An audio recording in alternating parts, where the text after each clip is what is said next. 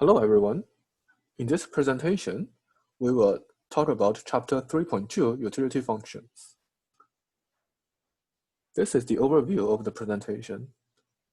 We will first move from preferences that we discussed in the previous video to utility functions. We will show how we can use utility functions to represent our preferences. We will then show examples of utility functions with a single good. We will define what is meant by total utility, what is meant by marginal utility, and also show the principle of diminishing marginal utility, which we think to be true for most of the goods that we are concerned with. We will then move to utility functions with multiple goods, or in the simple case, with two goods. We will similarly define the concept of marginal utility, and we will introduce a new concept that is the indifference curves. Lastly, we will define the marginal rate of substitution between the two goods. And for most of the goods we are concerned with, we think that the law of diminishing marginal rate of substitution holds true for those goods.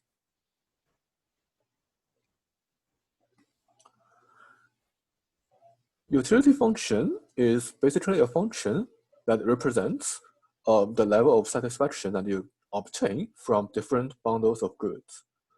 So if we have a utility function that says the utility of consuming bundle A equals to 3, then it means that the amount of satisfaction or the utility that you obtain from consuming the bundle A is 3 units.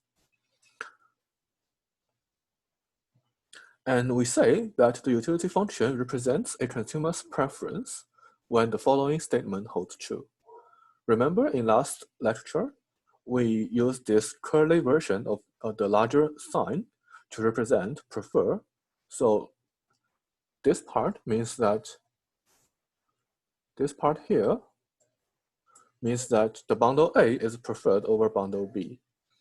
So the utility function U represents this preference, represents the preference if and only if, whenever a bundle A is preferred over bundle B, the level of utility you obtain from consuming bundle A is larger than that you obtain from consuming bundle B. So this is an if and only if statement. And when this holds true, we say that the utility function U represents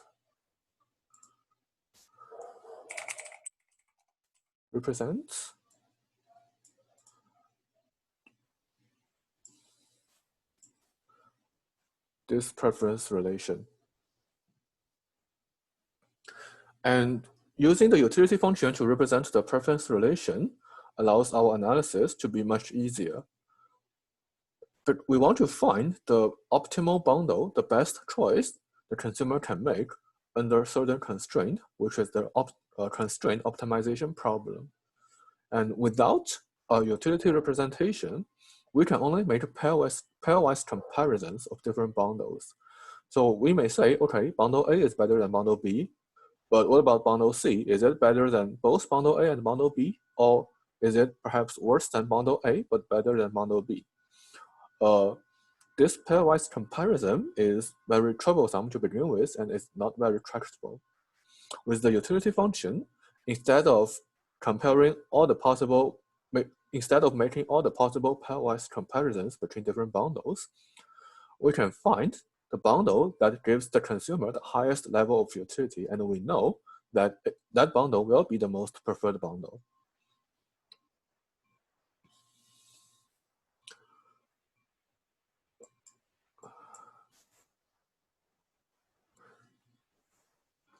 So to begin with, we show utility function the utility function of only a single good. So let's suppose that food is the only good that we are concerned with. A utility function will be a function of the amount of food that you consume. And it may take the following form. This is just an example. It may take a different form. So here, the utility function takes the form of UF equals to the square root of F. And with this utility function, if if the bundle A contains 1 unit of good, 1 unit of food in this example, then we can calculate the utility of bundle A. We write it as UA, and because the bundle A contains only 1 unit of food, so we substitute 1 into our expression, and using the utility function, we find that U of 1 equals to the square root of 1, and that is 1.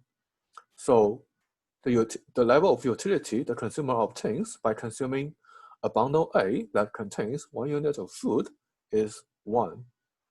And similarly, if there is a different bundle B that contains 4 units of food, we can find the utility of consuming bundle B by substituting 4 units of food into the utility function.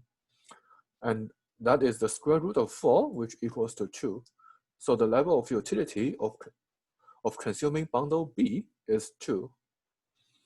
And for bundles, different bundles that contains any different units of food, we can find the corresponding level of utility by the similar process. We can simply substitute the number of food into the utility function and find out the corresponding level of utility.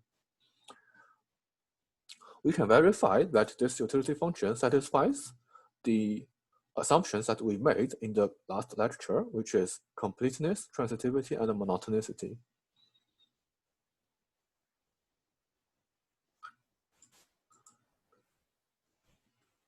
So in this slide, I'm going to draw the utility function of square root f.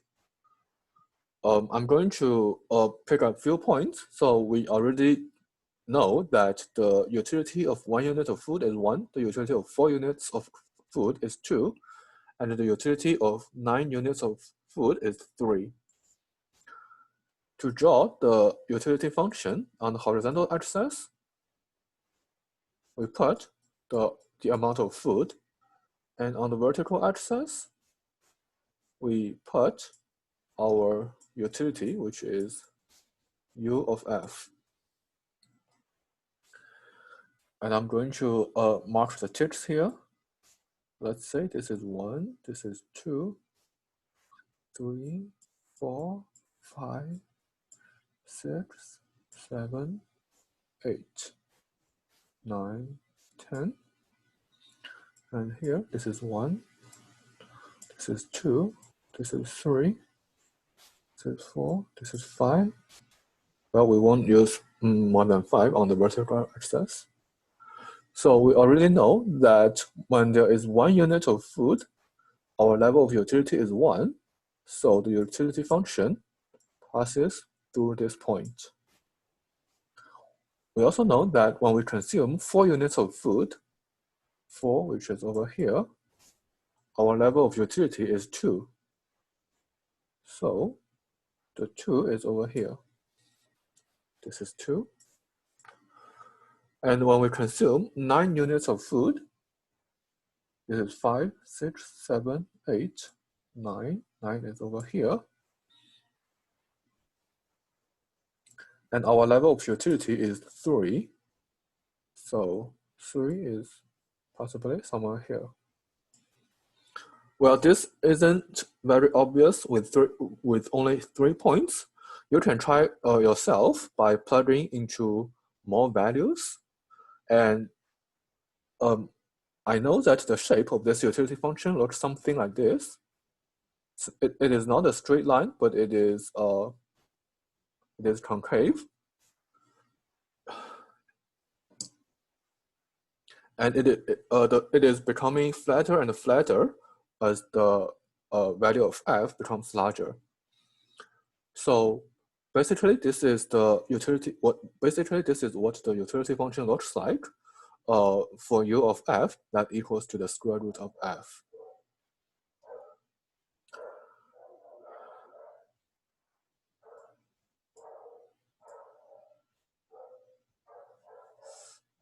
And we may have different functional forms of utility functions, but the idea is the same. We can plug into different values of the good that we are consuming, and we can find out the corresponding level of utility, and we can plot it on a graph.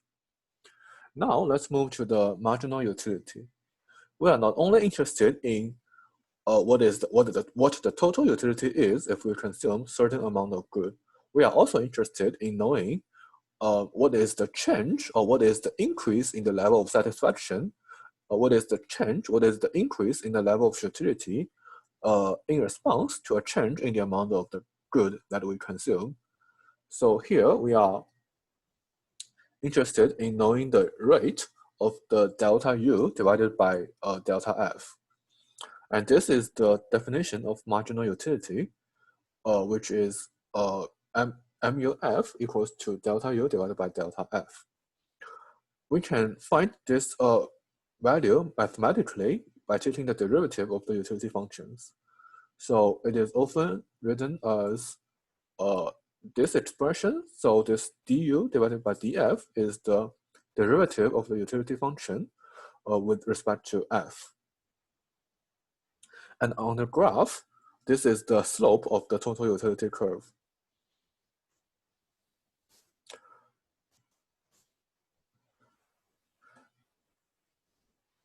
Let me clear it.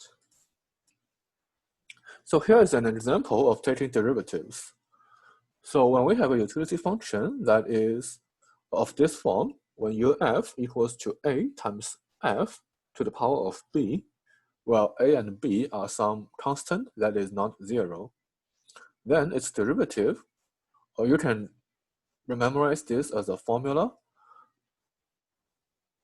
Its derivative, which is often written as u prime f, is the derivative, or it will be a times b times f to the power of b minus 1. So when we have the previous utility function, uf equals to square root of f, which is also f to the power of half. And if we compare this to the general formula we have here, uf equals to a times f to the power of b. So here, our constant a is 1, right? We have 1 times f to the power of square root. Sorry, we have 1 times f to the power of half. And b is the power, which is half. So the constants are a equals to 1 and b equals to half. Then we can plug this into the formula we have and find the derivative of it as u prime f equals to, so we are using this formula here. So a is here. And let me use a different color. B is here, b is half. And also we have b minus 1, so we have half minus 1. So its derivative is 1 times half times f to the power of half minus 1. We can simplify it. It is half times f to the power of negative half. Or we can write it this way, which is 1 divided by 2 times the square root of f. And this is the derivative of the utility function u equals to square root of f.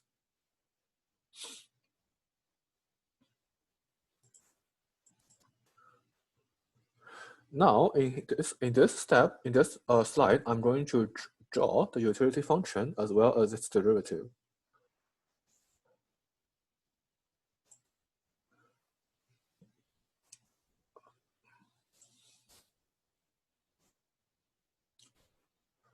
So I'm going to draw here the utility function,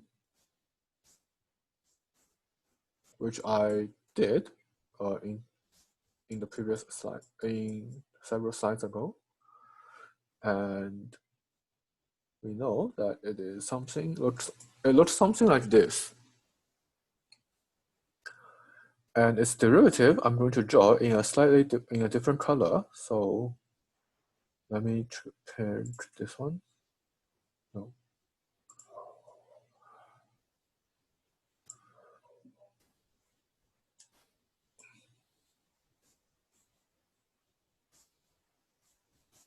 So on the horizontal axis, it is the amount of f.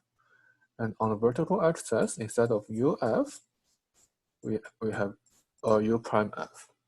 And we know that u prime f is 1 divided by 2 times the square root of f.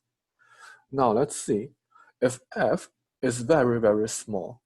Let's say f is 0.01. So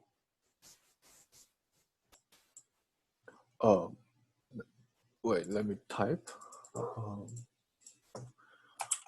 If f equals to 0.1, then the square root of f equals to 0.1, right?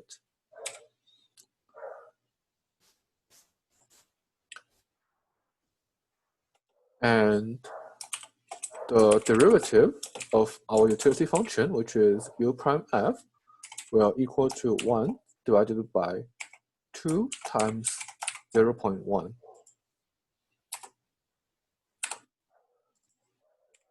And this is going to be 1 divided by 0.2, which is 5. It is pretty large. Now, what if our f equals to 1? Then the square root of f equals to 1 as well. And the derivative of this function is going to be 1 divided by 2 times 1, which is 1 divided by 2, that is 0.5. And let me plug in another value. Let's see if f equals to 100.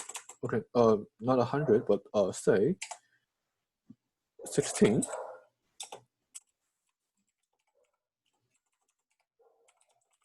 Then the square root of f equals to 4.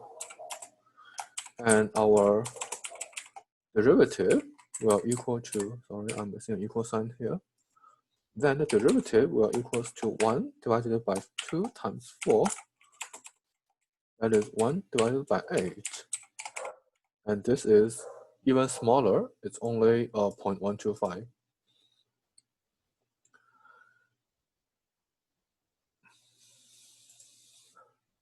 We can see from here that when f is very small, our u prime f, our derivative, is rather large.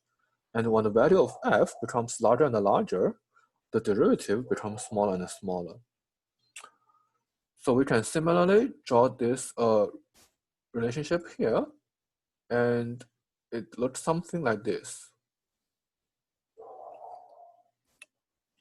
So when f is small, it is high, it is large. And when f becomes larger and larger, it becomes smaller and smaller. And I was saying that the u prime f is the slope of our total utility function.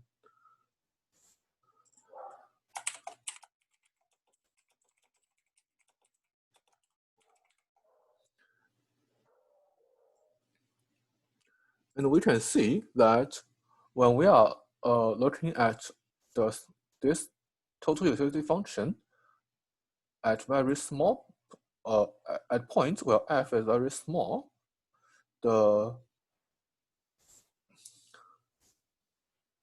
slope of this total utility curve is large, right? The slope is steep. But as we move to points where f becomes larger and larger, then the slope of the curve becomes flatter and flatter.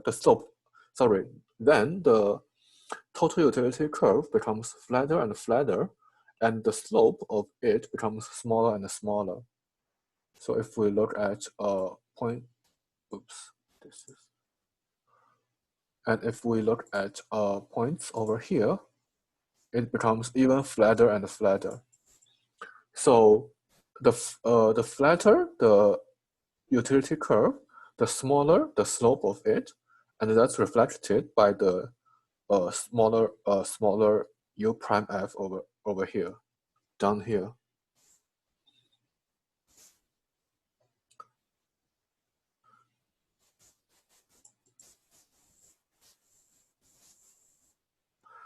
So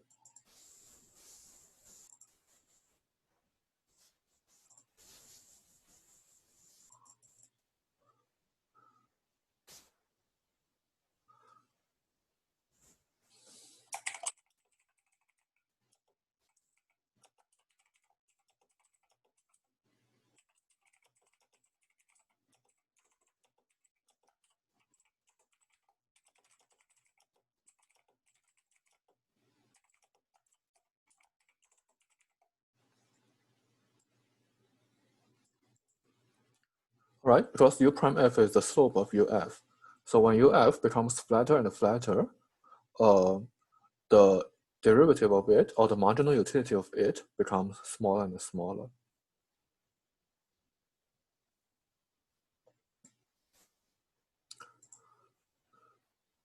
All right, now here is the week 1 extra credit question. So you may want to pause for a second, either take a screenshot or take note of this question. And on iLearn, you will see an optional test which you can submit your answer to the question, but you will not see what question was asked. You will only see the choices. So the question is, if the marginal utility for a good is negative, it would mean that each additional unit of good would A, increase, B, decrease, C, does not affect, and D, the answer is uncertain. And how will it change the total utility? So pause for a second, think about it, and later submit your solution, submit your answer on iLearn for extra credit. All right. So here is what the principle of diminishing marginal utility says. This principle says that the marginal utility falls as our consumption of the good increases. So if we think about this, the addition. So think about this for most of the common goods that we consume in daily life, say hamburger, pizza, baseball game, or in general, food, clothing, entertainment, and travel, for example. So the first unit of those goods that we consume, well, it is pretty satisfactory. The second unit of good we consume is going to make us happier, but probably not as much as the first unit does. And if we were to consume a third unit of the good, say if we were to consume a third hamburger and a fourth one, etc., the additional level of utility or the additional satisfaction that we obtain becomes less and less. This is the principle of diminishing marginal utility. So it holds true for the consumptions that I mentioned just now, food, clothing, entertainment, travel, etc. But for education, for example, it may not hold, right? So the marginal utility of education, it could be increasing as the years of education increases, and that is partly the reason why we find it attractive to go to college. And also, for example, for healthcare, we can hardly say that the additional amount of healthcare that we obtain is increasing our utility, or is increasing our level of satisfaction at a decreasing rate. So this principle of diminishing marginal utility holds for most of the common goods that we consume, but it's not always true, and there are counterexamples. And this principle basically says that the marginal utility function is decreasing. Now, we will move to utility functions with two goods. So in general, let's say that the good X and good Y are consumed. So we write the utility function as the utility of consuming bundle A equals to the utility of consuming X unit of good X and Y unit of good Y. And again, this utility function may take all different kinds of forms. So here we are going to use an example that is the utility of X and Y equals to the square root of X times Y. So similarly as before, to find out the corresponding level of utility for a given bundle, so if the bundle A has 2 units of X and 8 units of Y, we can simply substitute X and Y into the utility function. So the utility of consuming bundle A is going to be the utility of consuming 2 units of good X and 8 units of good Y. And we'll substitute X equals to 2 and Y equals to 8 into our function. We get the square root of 2 times 8, which is the square root of 16, so which is 4. So we say that the utility of consuming bundle A is 4. It is not very possible to draw the utility function because it has to be drawn in a 3-dimensional space. You can look in the textbook. The figure 3.4 shows the graph of this utility function. All right. So we are similarly interested in the marginal utility when we have multiple goods. And in this case, the definition of the marginal utility has to be slightly adjusted.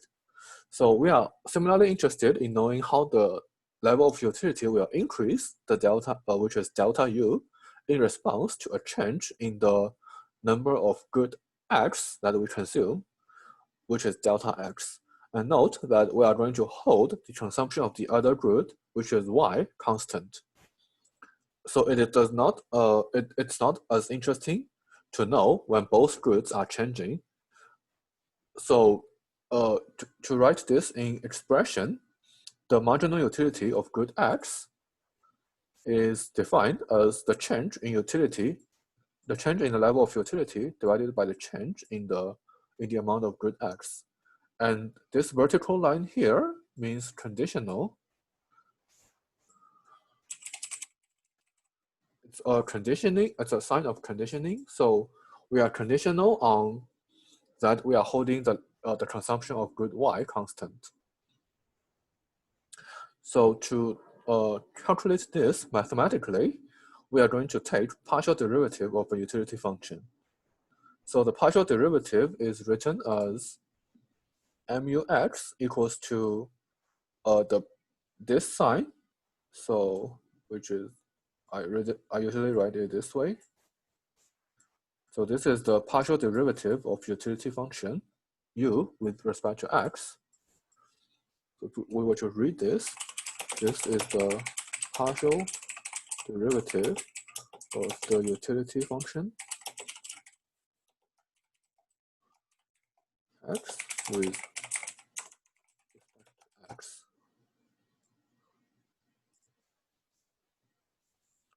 So we can similarly write the marginal utility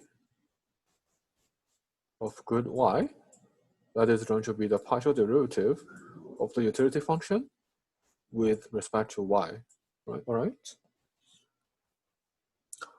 And we know that this expression can depend on the value of Y. It can also depend on the value of X. So how exactly do we do this? I'm going to show you an example in the next slide.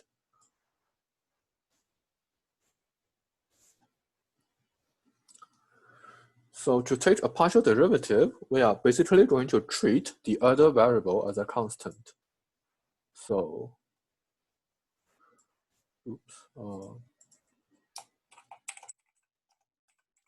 treat the other variable as a constant.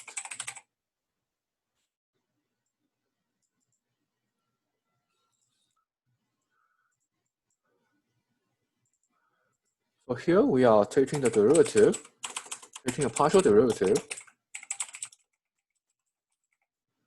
of U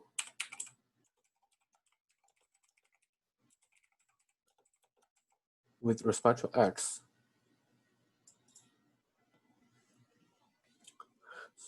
So we can write this as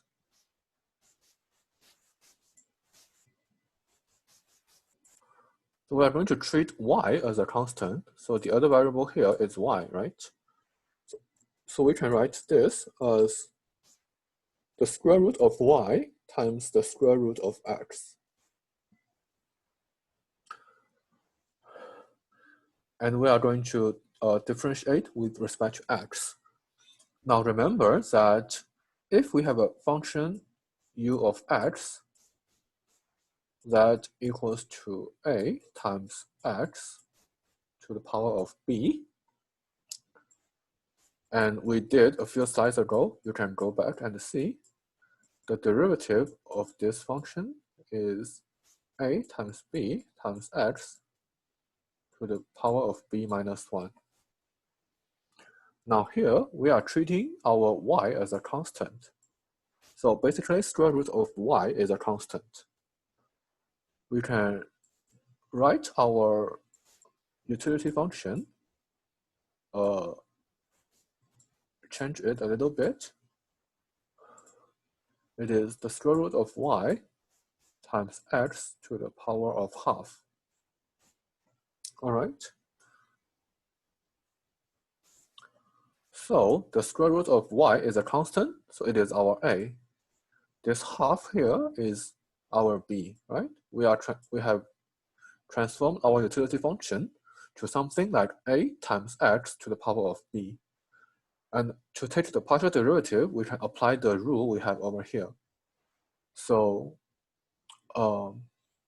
here we know that our partial derivative of u with respect to x equals to a times b times x to the power of half. Now what is a? A is square root of y. We have always been treating y as a constant, but note that we only treat the other variable as a constant. So we are taking derivative with respect to x, so y is the other variable. When we take the partial derivative with respect to y, then x will be our other variable, and we should treat x as a constant in that case. Anyway, so a is our square root of y, b is half, and x to the power of b minus 1, that is half minus 1.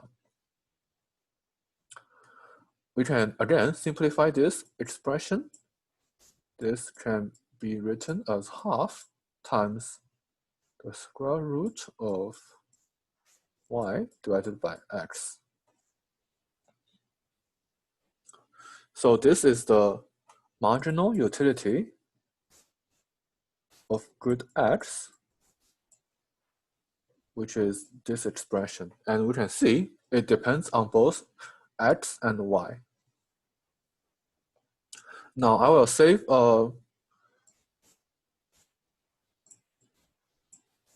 the process and let you find yourself what is the marginal utility of y, that is mu(y), which is the partial derivative with respect to y. And if you do it yourself, you will find that the marginal utility of grid y is half times the square root of x divided by y. And if you have question, if you have question about this, you can ask Jasmine in the discussion section, or you can ask me in the office hour. Make sure you have you can understand how to take partial derivatives, because if you cannot get this step right, well, most likely in exams you will not be able to answer the short answer questions. Okay. So I leave this to figure out yourself. All right. So now, next, we are going to define the concept of indifference curves. So the indifference curve, by definition, is a line that consists of different bundles that will yield the same level of utility. So the name of indifference curve comes from the fact that when the two different bundles yield the same level of utility, the consumer is indifferent between those two bundles, right? So recall, when the utility for a bundle is higher than the utility of another bundle, then the consumer prefers the first bundle over the second bundle. So when the utility of the two bundles are the same, the consumer is indifferent between the two bundles. And this is why we call the bundles on the same. So this is why we call the line that consists of bundles that yield the same level of utility the indifference curve. So there are infinitely many bundles on each indifference curve, and also there are infinitely many indifference curves on each graph that we can draw. And to represent an indifference curve, what we usually do is we write the utility function equals to a c, where c is a constant. So in the next slide, I will try to draw an indifference curve. And we are going to use the utility function uxy equals to square root of x times y as before.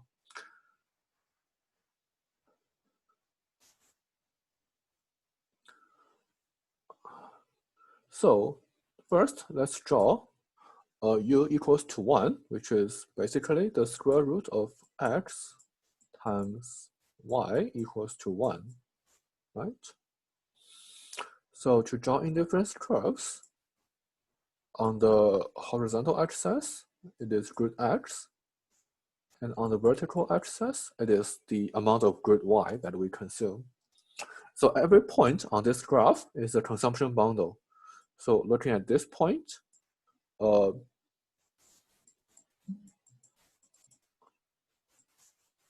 this is the amount of grid x we consume, and this is the amount of grid y the consumer consumes at this consumption bundle, right? So every point on this graph is a consumption bundle. Oops.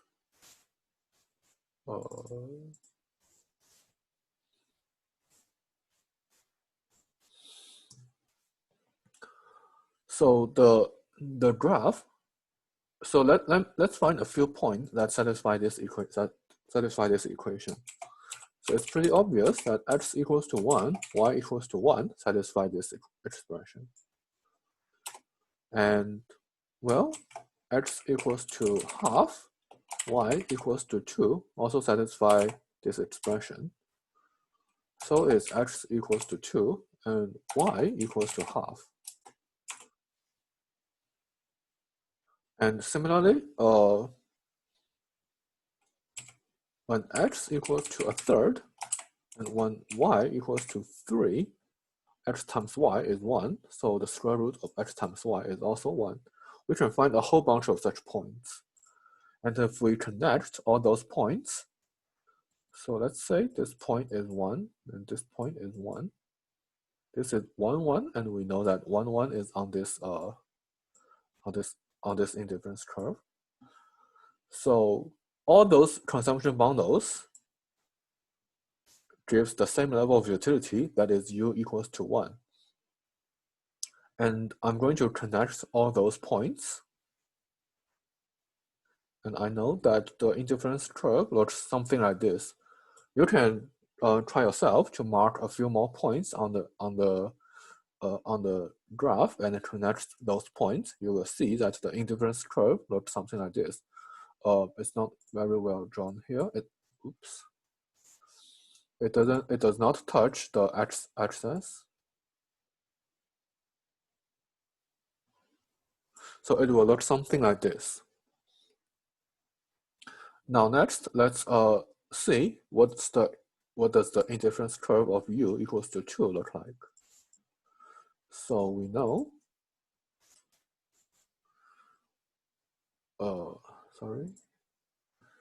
So for u equals to 2, oops, so this is for u equals to 1. For u equals to 2, what we have is the square root of x times y equals to 2. We can also verify that a bunch of points is on this curve. So for example, x equals to 2 and y equals to 2. And when x equals to 1 and y equals to 4, it is also on this indifference curve. Similarly, when x equals to 4 and y equals to 1, it is also on this curve. And when x equals to half and y equals to 8, this bundle also gives the level of utility as 2. And you can add a few more bundles yourself. So let's see. Let's say this point is 2 and this point is 2. And we know that the point 2, 2 is on this indifference curve.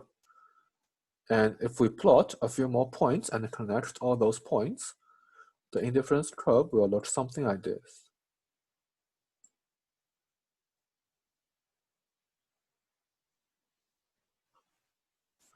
All right.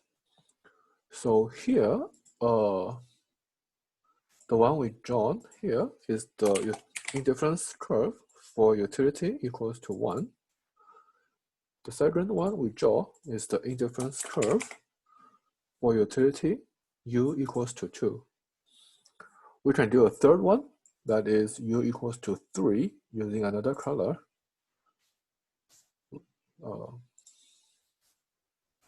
So u equals to 3, which would mean that x times y equals, the square root of x times y equals to 3. So again, we can try to find a bunch of values that will satisfy this equation. So for example, x equals to 3 and y equals to 3. Or x equals to 1 and y equals to 9, and etc. I'm not going to list too many of them, but you can find a bunch of points. So let's say this is 3 and this is 3. And we know that this point is on the third indifference curve. So if we connect all those points,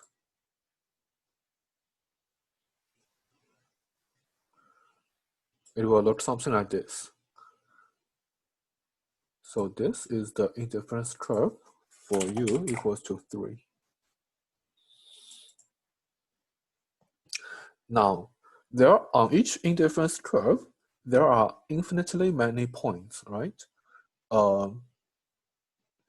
You can imagine that for any small amount, so for any value of x, basically we can find a corresponding value of y that will give us u equals to 1. And there are infinitely many of them. And secondly, there are infinitely many indifference curves on this graph. So what we draw is u equals to 1, u equals to 2, and u equals to 3. And I could have drawn something like over here.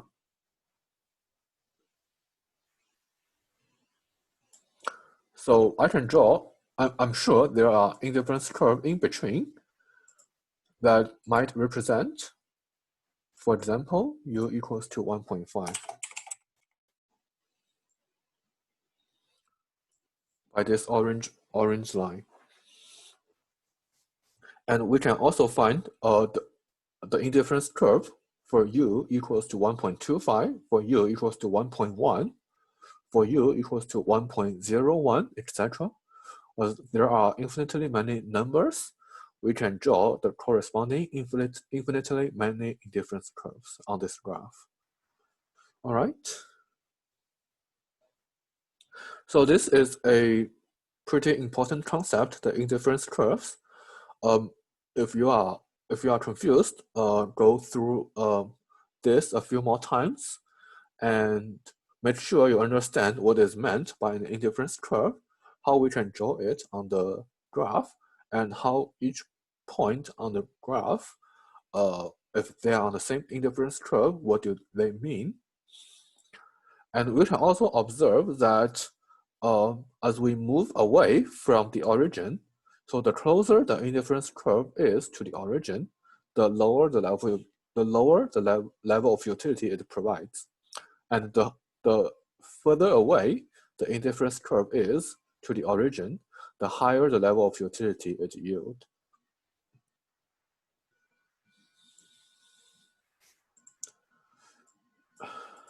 Okay. So there are a few properties of indifference curves, and I'm going to explain them one by one. So the first is that, all right, let's just go to the next page where I explain them one by one. All right.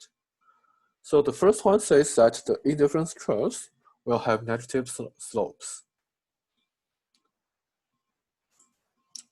And let me explain why.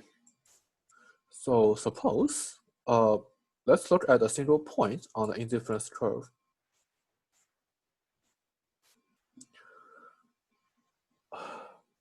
So let's say, well, let's first draw the indifference curve that has a negative slope. And let's look at a single point here.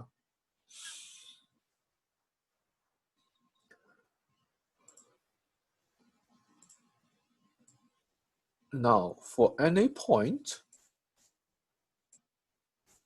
that is in this region, remember what we said in the previous lecture, by monotonicity, any point in this region has either more of grid X or more of grid Y than the point A over here, right? So by monotonicity, any point in the red region will be preferred over point A.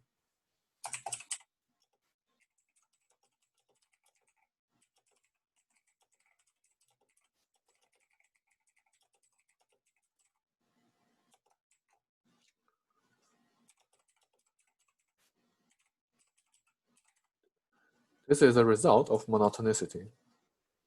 And similarly, if we look at this region,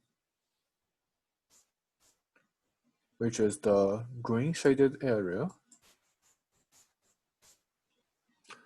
also by monotonicity,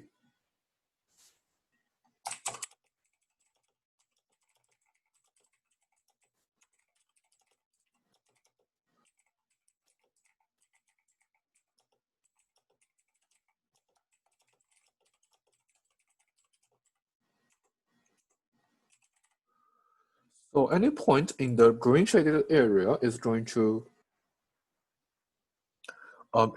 be less preferred than point A because of monotonicity.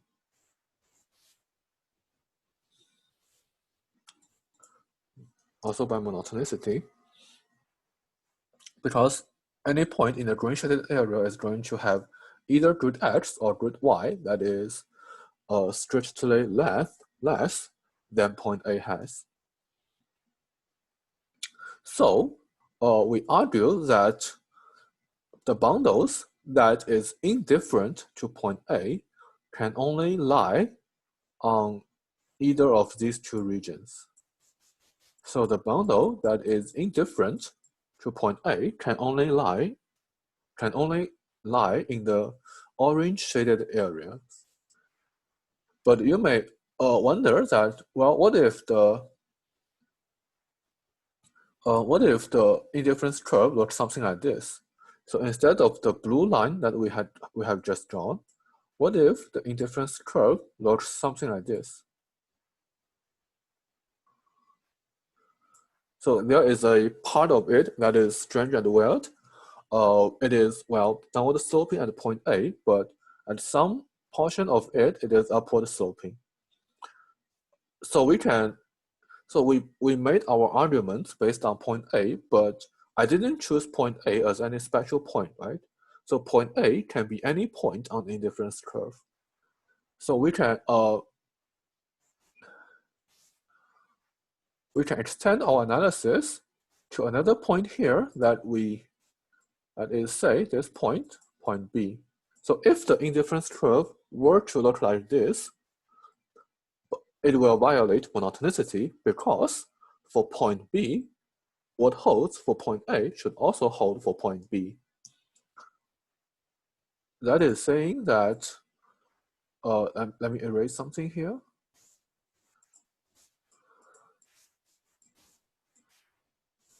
So let me erase the green and the red ones, and also the orange ones.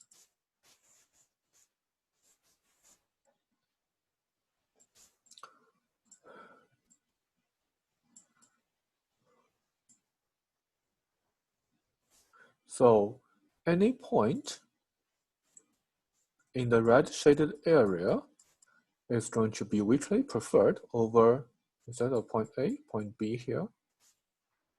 And similarly, any point in the green shaded area, which is here and here,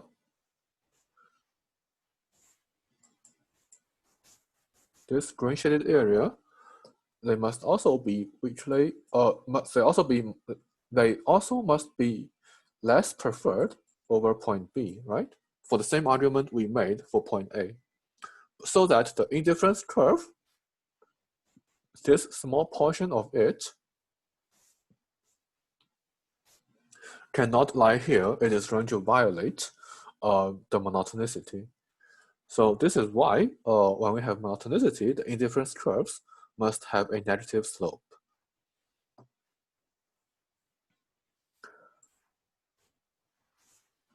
All right. So next, the indifference curves can never intersect. And to show this, let's again draw indifference curves.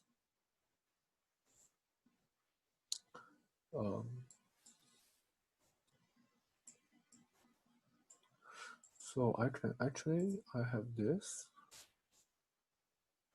which is much better. This is much better.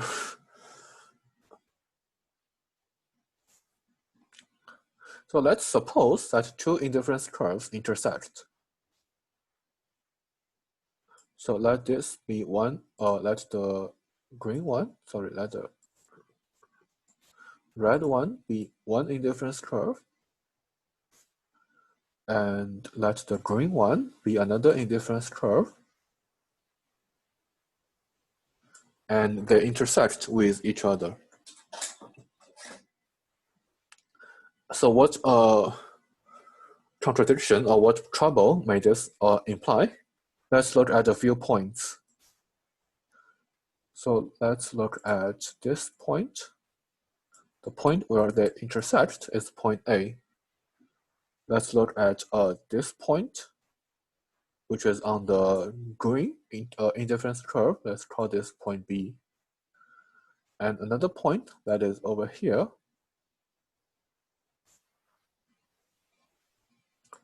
Let's call it point C.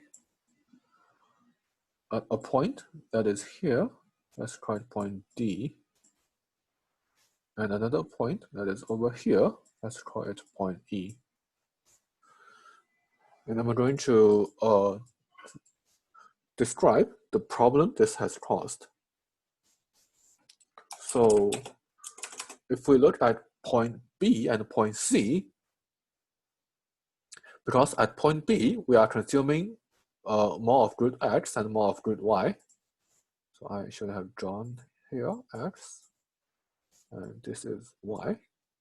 Because at point B, we are consuming both more of group X and more of group Y. By monotonicity, B must be preferred over C, all right?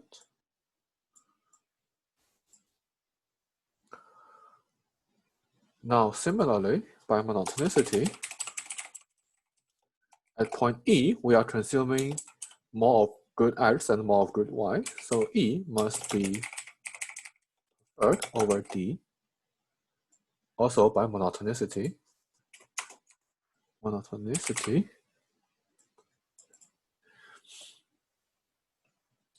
but note that point B and point D are on the same indifference curve, so as point A.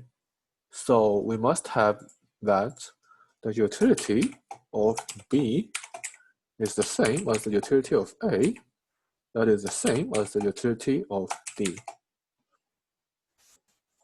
Because B, A, and D are on the same indifference curve.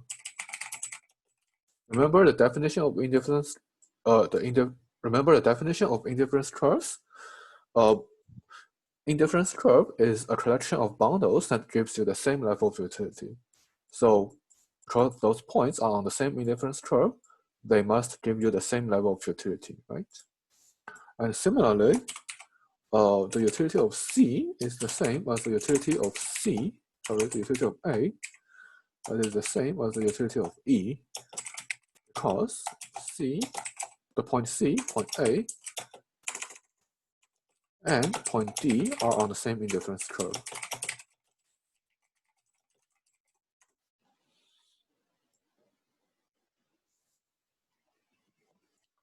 Now this has caused some trouble, right? Because over here, as B must be preferred over C, we must have that UB is larger than UC. And here, because E must be preferred over D, we must have UE larger than UD. But based on these two, that they are on the same indifference curve, we would actually conclude that UA, UB, UC, UD, UE must be all the same. And this contradicts what we must know from monotonicity. So therefore, the indifference curves cannot intersect each other. So the next property, that each consumption bundle lies on one and only one indifference curve, is actually a straightforward result from what we observe here. So here, the point A lies on more than one indifference curve, meaning that the two different indifference curves intersect each other, and we derive a contradiction. So it is impossible that a consumption basket or consumption bundle lies on more than one indifference curve.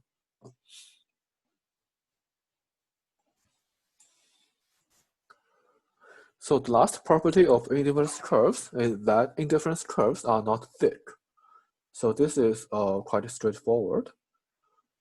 If we draw the indifference curve,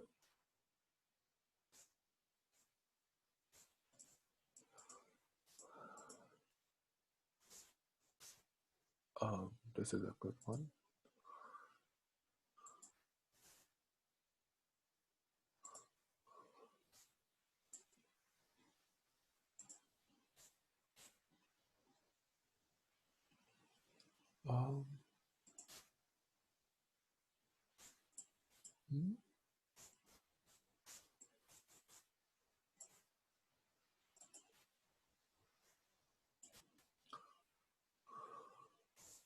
All right, if we draw the indifference curve that is actually thick, so let me make it thicker, make it real thick.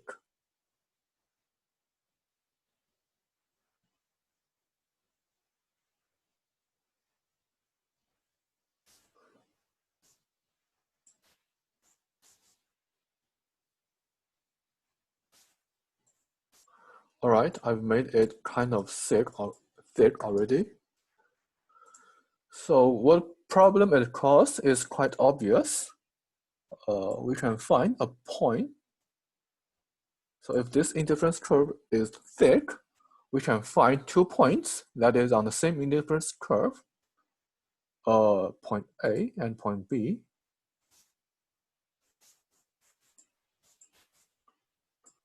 That by monotonicity,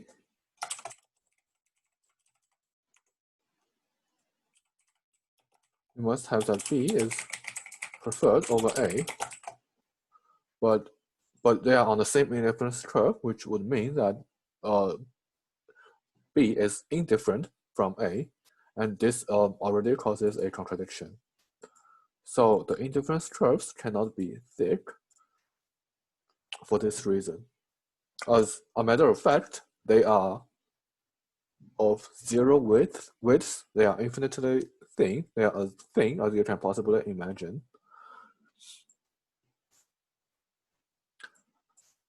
So these are the 4 properties of indifference curves. Next, we are going to introduce the concept of marginal rate of substitution. So the marginal rate of substitution tells us a consumer's willingness to substitute between the two goods. And very importantly, the consumer is maintaining the same level of utility. So we say the MRS of X for Y, and it is written as MRS subscript X comma Y. So if it is the MRS of y for x, we would have written MRS subscript y comma x, right? So the MRS of y for x is going to be written slightly differently. So this is going to equal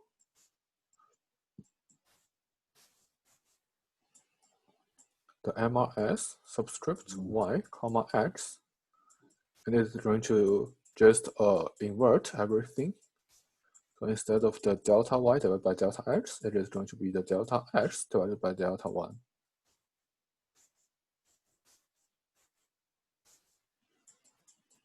Holding our utility constant. And recall, this is conditional. The meaning of this vertical axis is conditional. Sorry, this vertical bar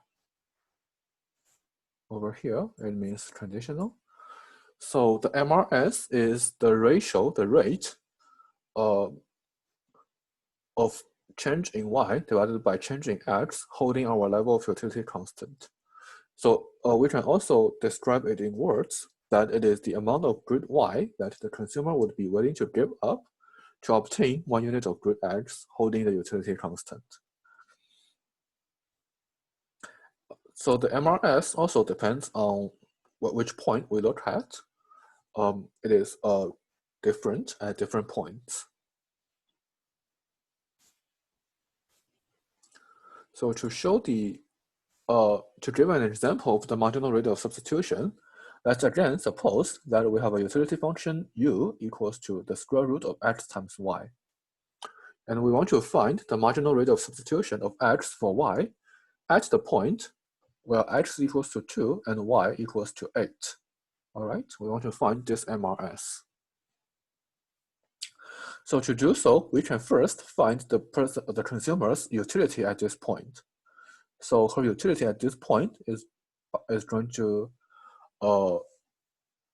we can find the utility by substituting x equals to 2 and y equals to 8 into the utility function. Substitute this into the utility function. So it is the square root of 2 times 8, which is the square root of 16. So her utility is 4.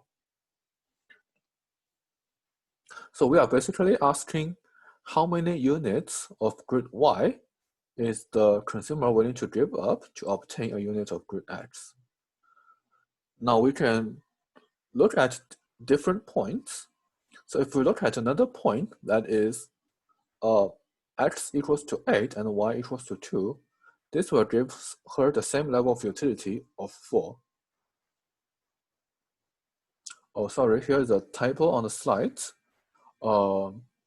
So here, instead of U44, I should have written U82. I forgot to change when copy and pasting, sorry. So this is a typo. So, and I will correct this in the slides that I upload on iLearn. So her utility, U82 is also 4. So if we compare this point to the point x equals to 2 and 8, we see that she is giving up 6 units of grid x in exchange for 6 units of grid, sorry, she is giving up 6 units of grid y in exchange for 6 units of grid x, right? So the change in the amount of grid y she consumes is -6. She's giving up 6 units of grid y, and she is obtaining 60 units of grid x. So if we calculate and she's holding her utility constant.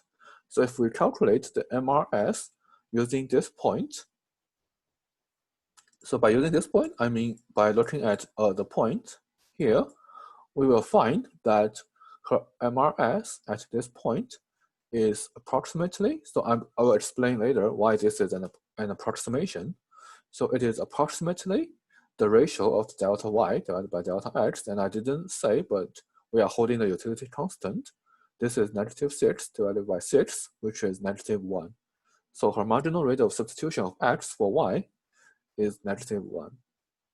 However, we can look at a different point. So we see that the other point, which is x equals to 4 and y equals to 4, also gives her a level of utility that is 4 units. Now, if we compare this point to the point 2, 8, we see that she is giving up 4 units of grid X. So the change in her consumption of grid Y is -4. Sorry, she is giving up 4 units of grid Y. So the change in her consumption of grid Y is -4. And the change in her consumption of grid X is 2. So her consumption of grid X increases from 2 to 4 units.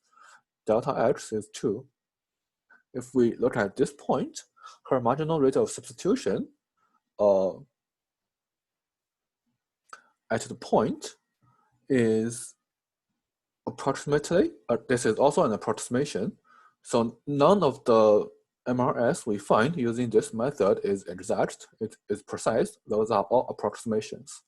So it will be found to be approximately as delta y divided by delta x, which is -4 divided by 2, that is -2. And it's kind of troubling that those two values are different, right? Because they are not only approximations, but are not very good approximations. And I'm going to explain how can we find precisely the value. And I realized that I made another typo over here. So I forgot to again change, instead of the MRS y comma x, and also here, both of them should be the MRS of x comma y. The order matters for the interpretation. This should also be the MRS of x comma y. So those are typos. And I will also change this on the slides I upload to iLearn. Sorry about the typos. But this is intuitive by looking at the units of grid Y that she gives up in exchange for certain units of grid X while maintaining the same level of utility. This is our intuitive understanding. It's what the definition of the marginal rate of substitution of X for Y says, right? And in the next slide, I'm going to show you on the graph. And also, I'm going to show you on the graph how we get the -1 here and the -2 here, and also why those are approximations, why those are not really good approximations, and also what exactly the MRS should be.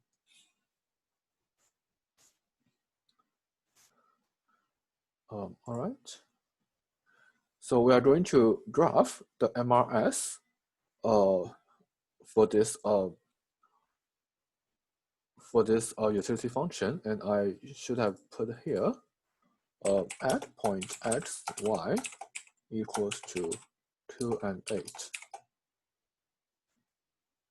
All right.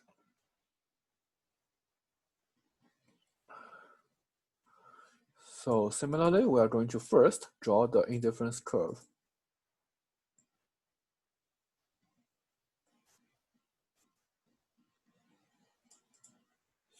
So we are going to draw the indifference curve for the level of utility U equals to 4.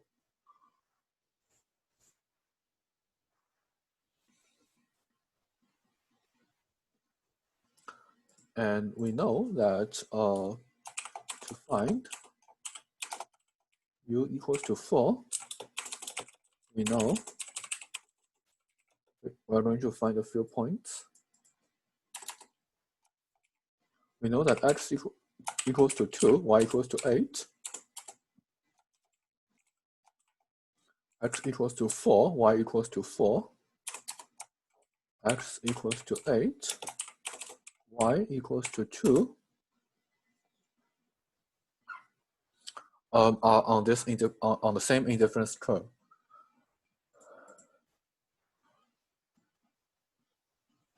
The indifference curve will look something like this, and this is U equals to 4.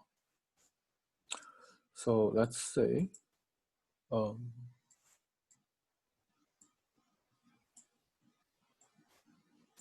So let's say this point is 4, 4, and we know it's on the indifference curve.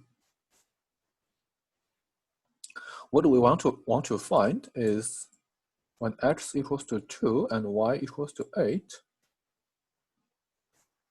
that is this point. We want to find the marginal rate of substitution at this point. So this is the MRS that we want to find. And the other point that we know is on this indifference curve is x equals to 8 and y equals to 2.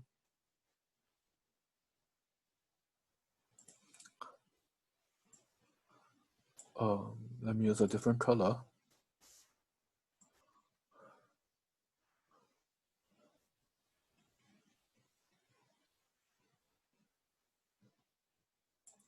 So if we connect those 2 points, the slope of this red line, the slope of the red line is -1, which is, oops.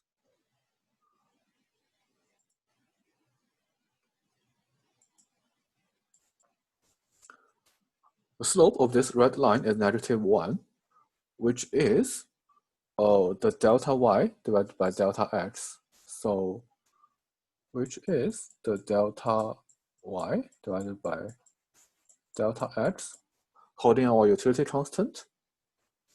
And the delta y is from, so let's say this is point A, this is point B, this is point C. All right. So this delta y, when we look at the change from point A to point B, so recall previously when we were trying to find the MRS at point A, we first used a point B over here. And if we use this point, the delta y divided by delta x that we find is -6 divided by 6, that is -1. This is the MRS we find previously. Now the slope, we can similarly connecting another 2 points. We can connect point A and point C. And the slope of this,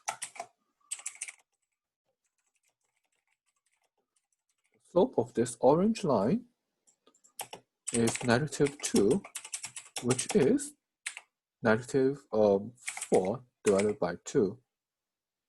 That is -2. Right? So this is also what we found, the MRS of point A when we consider a point C that is on the same indifference curve. And we calculate that the ratio of delta y divided by delta x is -2. However, I was saying that those are only approximations because the actual slope of this indifference curve or the actual marginal rate of substitution at this point is, I've used red. Let me use the green color. The actual marginal rate of substitution at this point is the slope of the green line. So the true marginal rate of substitution at A is the slope of the green line, which is the slope of the difference curve. All right, so what we find over here are only approximations. They are only approximations, they are imprecise. And they are actually very imprecise, as we can see. They are pretty far away from what the true slope is. So as we look at a point that is closer and closer to point A, and eventually a point that is extremely close to point A, we are going to see that the slope or the true MRS is going to be the slope of this green line. So this is how we draw the MRS on the graph. So how can we find the value of this green line? In the next slide, I'm going to derive it.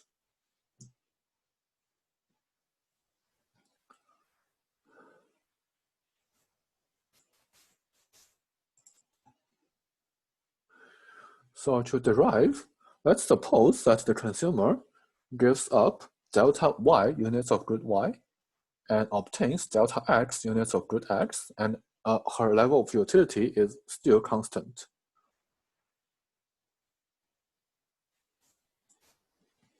So let's recall the definition of marginal utility. The marginal utility of grid x equals to the change in the utility divided by the change in the amount of grid x holding y constant. Let me actually just simply write holding y constant. All right. So similarly, the marginal utility of y is the change in the utility divided by the change in the consumption of grid y holding x constant. This is the definition of the marginal utilities. We can rewrite this so that a person's change in the utility is equals to the marginal utility of grid x times so multiply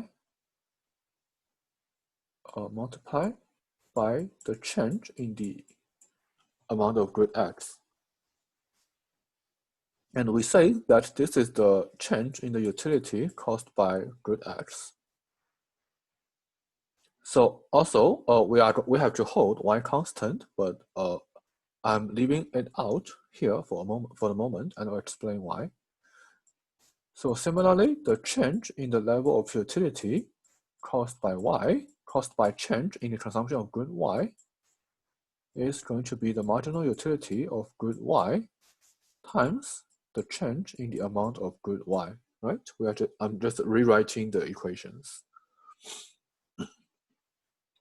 Now, because we are concerned with the change in y and the change in x that are really small, so we can approximately say that so basically if we change x by only a very small amount, it is as if we are holding x constant when we are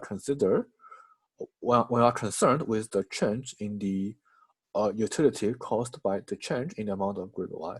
And similarly, when the change in the amount of grid y is extremely small, it is as if that we are holding the consumption of grid y constant when we are concerned with the change in the utility caused by the change in the amount of grid x that we consume. That's why this is a good approximation when delta x and delta y are extremely small.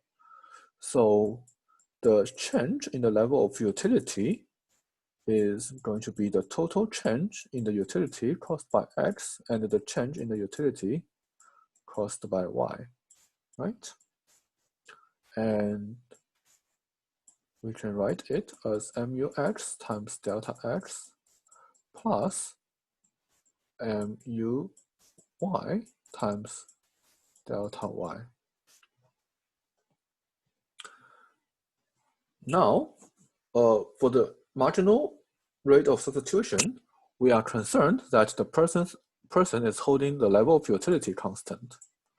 So MRS of x for y, so of x for y. So this means subscript Never mind, let me actually just, instead of tab, let me write.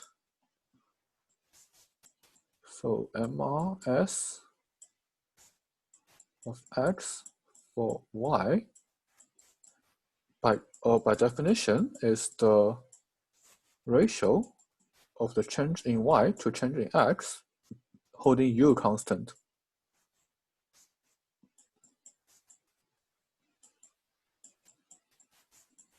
So holding U constant means that whatever change in Y and in X that is happening, the change in U must be 0, right? If U is changing, then the level of utility changes. We are not holding U constant.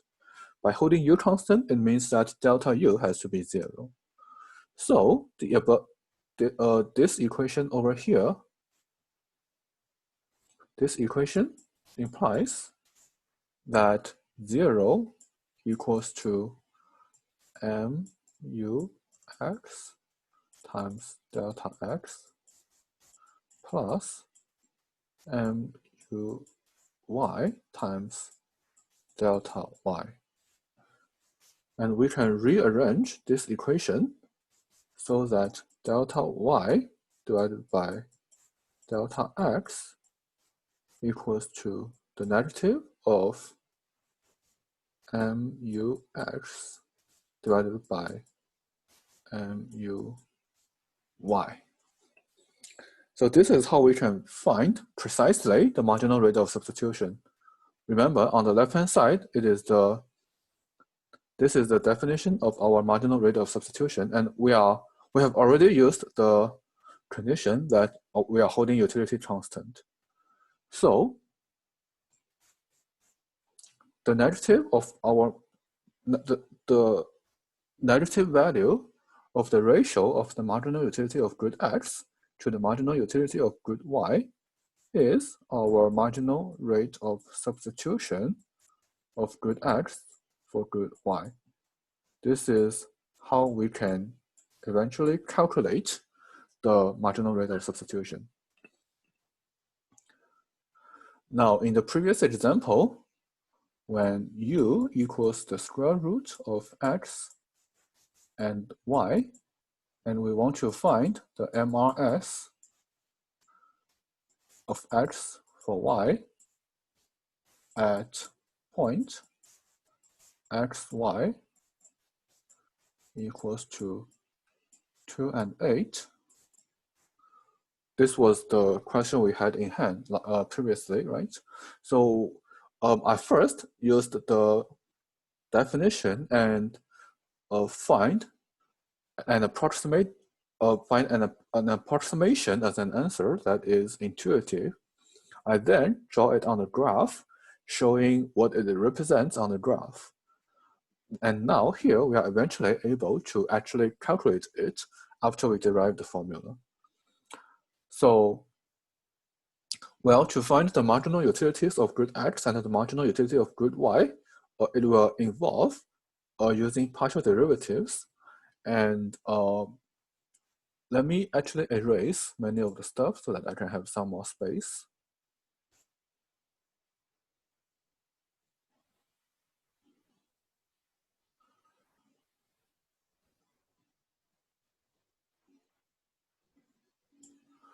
All right.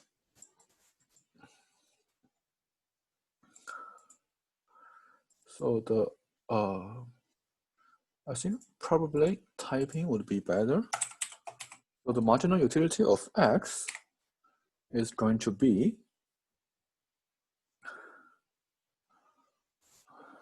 given our utility function, it is going to be half times the square root of y divided by x. And we derived this previously. And I also said that the marginal utility of y is going to be the half times the square root of x divided by y. I asked you to verify this yourself. Basically, it's going through the very similar process. So now we can find the marginal rate of substitution of x to y. The marginal rate of substitution of x to y. This is going to be the negative of the mu(x) divided by mu(y). So it looks a lot. The expression does not look very nice, and I probably cannot type. I have to write here. Start writing here. So it is the negative of mu(x), that is half times the square root of y divided by x. This whole thing divided by the mu of y, which is half the square root of x divided by y.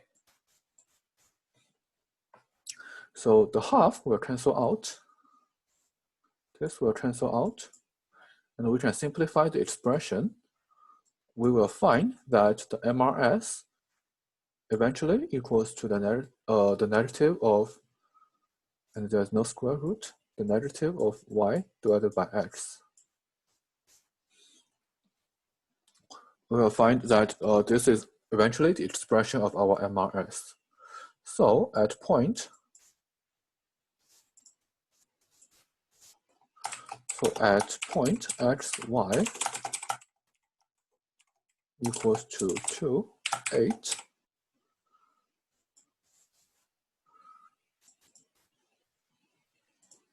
our marginal rate of substitution, MRS x to y, is going to equal to, we can substitute the corresponding values into it. It is the negative 8 divided by 2, which is negative 4. So negative 4. So recall the previous approximations that we have obtained. So when we look at a point that is further away, we got an approximation of negative 1. When we look at a point that is closer, we got an approximation that is negative 2, right? And on a graph, if you look at your notes, on the graph, the closer the point that we look at is to the point x, y equals to 2 and 8, the steeper the corresponding slope it is. And if you remember, the actual slope of the indifference curve, which is the slope of the green line, is even steeper than the two approximations that we have. So here we have calculated that the slope of the green line is negative 4, which is also the marginal rate of substitution at the point.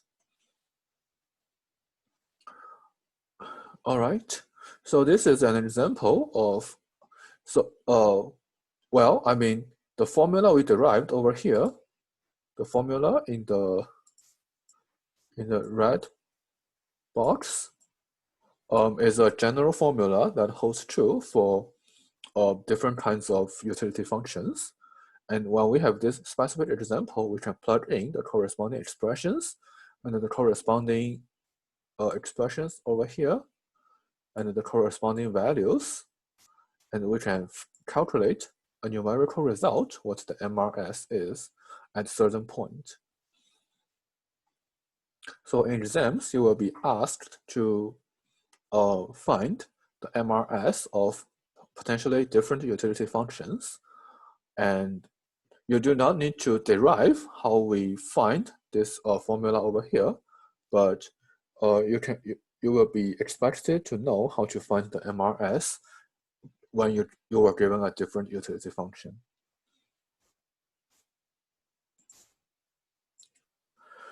All right, so in the last part, we are going to look at another somewhat common law that we think is true for most of the good, which is called the diminishing marginal rate of substitution. So for many, but possibly not all goods, the marginal rate of substitution is diminishing in absolute value. So remember, this is negative. So it is diminishing in absolute value as the amount of x increases along an indifference curve. So you can think of the following question. If you have 10 apples and 100 bananas, how many bananas are you willing to give up to obtain one more apple? my answer might be 5 bananas. So I'm willing to give up 5 bananas in exchange for 1 apple when I have 10 apples and 100 bananas. So here we are assuming you are a person that somewhat like apples and bananas equally much. And here, by equally much, we are really loosely speaking. Just in a general sense, you like apples and bananas equally much. All right. So if I were to answer, I might be willing to give up 5 bananas for 1 apple if I have 10 apples and 100 bananas. Now, when you have 100 apples and 10 bananas, how many bananas are you willing to give up for an additional apple? Well, now my answer is probably less than 1. I'm not even willing to do a 1-for-1 trade, right? Only if, say, you give me 5 more, only if, say, you give me, well, to receive 1 more apple, I'm not even willing to give up 1 banana anyway. So we can kind of show this on a graph. So let's suppose we have apple on the horizontal axis, and we have bananas on the vertical axis. So on the horizontal axis is the amount of apple, and on the vertical axis is the amount of bananas.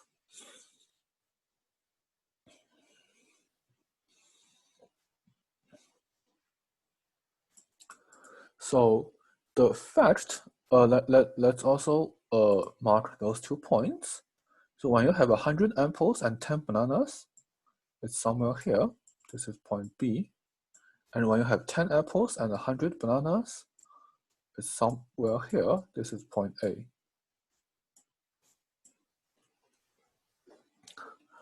All right. So I'm willing to give up more bananas in exchange for an apple when I have only 10 apples and 100 bananas. So when I'm at point A, I'm willing to give up more bananas in exchange for an apple. That means that the slope of my indifference curve is steep. Okay, let's take a step back. That means that the marginal rate of substitution of apple for bananas for me at point A is large. Let me type this down. My marginal rate of substitution of apple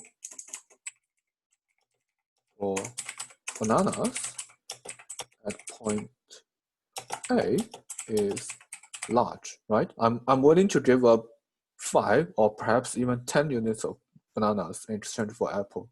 So my marginal rate of substitution is high at point A. And remember that the MRS is nothing but the slope of the indifference curve. So this means that the slope of the indifference curve, meaning the slope of my indifference curve at point A is steep.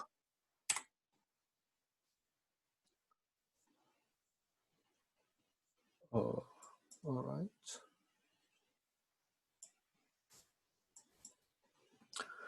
However, and let me save some space.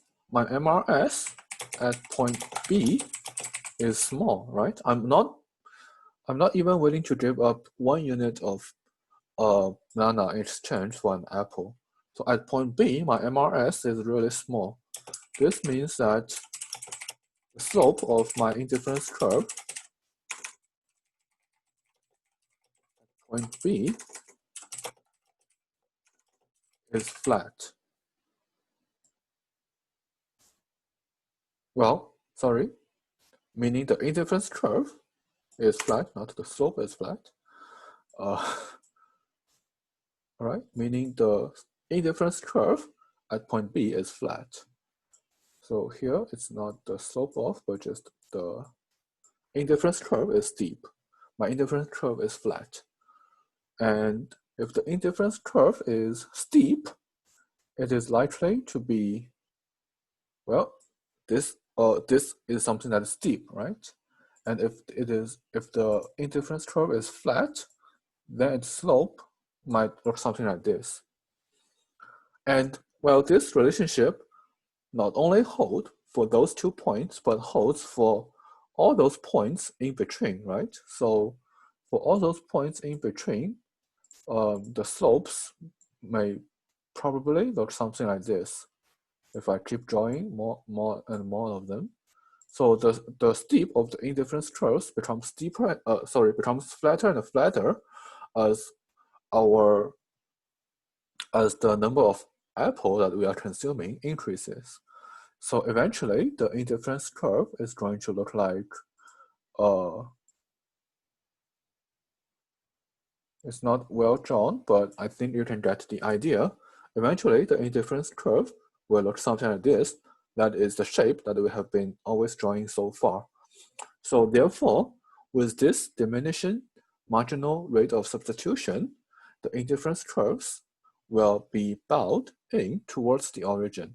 It will be a convex curve that we have been drawing so far. And we think this holds true for most of the grid that we are concerned with. And again, there are exceptions. So this is graphically showing the diminishing marginal rate of substitution, and also showing why we have been drawing the convex indifference curves so far. All right, so that was the last slide of the presentation. At the end, let me summarize what we have discussed in this video. So we first showed how we can use the utility functions to represent preference. And recall, we say that a bundle is and recall that we say a utility function represents a preference if and only if when a bundle A is preferred over bundle B, then the utility of consuming bundle A is higher than the utility of consuming bundle B, and vice versa. So when A is preferred over B, this if and only if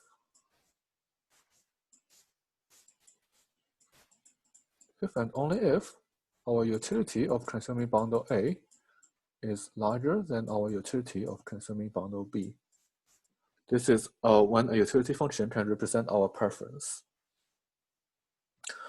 We talked about utility function with only one good. We defined the marginal utility, which is the derivative of the total utility function. And we also showed that the principle of diminishing marginal utility, that is the utility function, that is the marginal utility function is usually decreasing as the number of good one consumes increases. We then moved to utility function with two goods. The very important concept is the indifference curve is a curve consists of consumption bundles that gives a person the same level of utility. We draw on a graph that there are infinitely many indifference curves on a graph, and on every indifference curve, there are infinitely many consumption bundles. There are few properties of indifference. There are few properties of indifference curves that the indifference curves are always downward sloping, that the indifference curves do not intersect each other, that every point is on one and only one indifference curve, and lastly, all right, the last one is, let me go back and see. Okay, never mind. The last one is that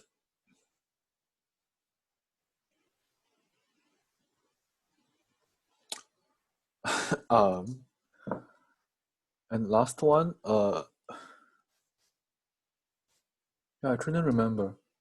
Anyway, just go back and check yourself. All right, so we also derived the marginal utility when we have a utility function with two goods. So the marginal utility is basically the partial derivatives of total utility in this case. And we went through an example of doing partial derivatives. Lastly, we talked about the concept of marginal rate of substitution, which describes how much unit of good Y a consumer is willing to give up in order to substitute for or in order to obtain an additional unit of good X. And very importantly, maintaining the same level of utility.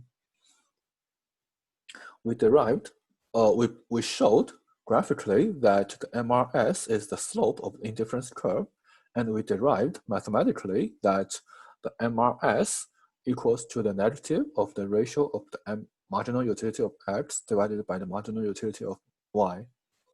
Lastly, we talked about the law of diminishing marginal rate of substitution, that people becomes less and less willing to substitute for another good when the amount of, say that again. Lastly, the diminishing marginal rate of substitution says that people becomes less and less willing to substitute good X, to substitute good Y for good X when the consumption of good X becomes higher and higher. So when you have more X, you are less willing to give up Y to obtain an additional unit of good X. And we think this is true for most of the good that we are concerned with. So this is the end of this presentation, and I will see you next time.